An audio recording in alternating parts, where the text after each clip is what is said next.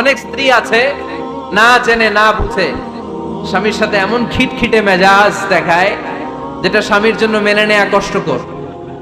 আমি একটা জরিপে পড়েছি, পৃথিবীর অনেক স্বামী স্ত্রীর কারণে হার্ট অ্যাটাক করে মারা যায়। আছে না নাই? এই তো ভুক্তভোগী পাওয়া গেছে। স্বামীর জন্য একটা ত্রাস হয়ে দাঁড়ায় স্ত্রী, ত্রাস। অনেক স্বামী আছে স্ত্রীর এরকম আচরণের কারণে, অতিরিক্ত প্রেসার ক্রিয়েট করার কারণে স্ত্রীদেরকে ভয় পায়। অবশ্য নীলফামারীর কোন স্বামী তার স্ত্রীরে ভয় পায় না। ভয় পায়? স্ত্রীরে ভয় পান কে কে দেখি?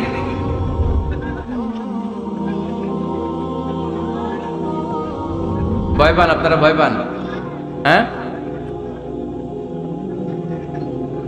এক অফিসের বড় সাহেব তার স্ত্রীরে খুব ভয় পায়, প্রচন্ড ভয় পায়।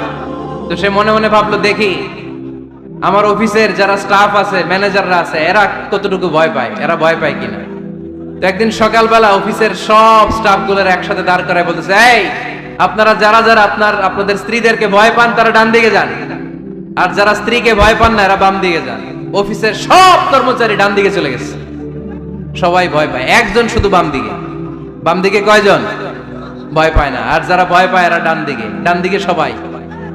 তো বড় সাহেব ভাবছে, আলহামদুলিল্লাহ আমার অফিসে একজন হইলো বীর পুরুষ আছে। তো বীর পুরুষের কাছে যেয়ে বলে, ঘটনা কি, আপনি মোটেও ভয় পান না?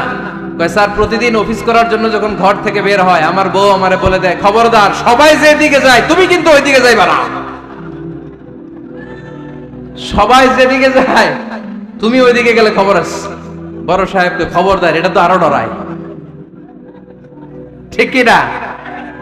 এজন্য বোনদেরকে বলবো, লিতাসকুনু ইলাইহা, এমন ভাবে আপনি আপনার স্বামীর সামনে নিজেকে প্রেজেন্ট করেন যাকে আপনাকে দেখলে আপনার স্বামীর চোখ জুড়িয়ে যায়, হৃদয়টা প্রশান্ত হয়ে যায়, আপনাকে দেখলেই আপনাকে ভালোবাসতে মনে চায়, ঠিক কি না? এজন্য রব্বুল আলামিন বলেন, আমি নারীদেরকে তৈরি করেছি লিতাসকুনু ইলাইহা, যেন পুরুষেরা স্ত্রীদের সংস্পর্শ যখন পায় পুরুষদের হৃদয়টারে প্রশান্ত করে দেয়। কে? রব্বুল আলামিন বলেছেন, খাদিজার জন্য জান্নাতে আমি এমন একটা ঘর বানিয়েছি যেই ঘরের মধ্যে কোনো বিশৃঙ্খলা নাই। খাদিজার জন্য জান্নাতে এমন একটা প্রাসাদ আমি বানিয়েছি যেই প্রাসাদের মধ্যে কোনো আওয়াজ নাই, কোনো কোলাহল নাই, কোনো বিশৃঙ্খলা নাই। কারণ খাদিজা আমার নবীকে এমন একটা ঘর উপহার দিয়েছে যেই ঘরের মধ্যে কোনো বিশৃঙ্খলা ছিল না, আওয়াজও ছিল না। পড়েন সুবহানাল্লাহ।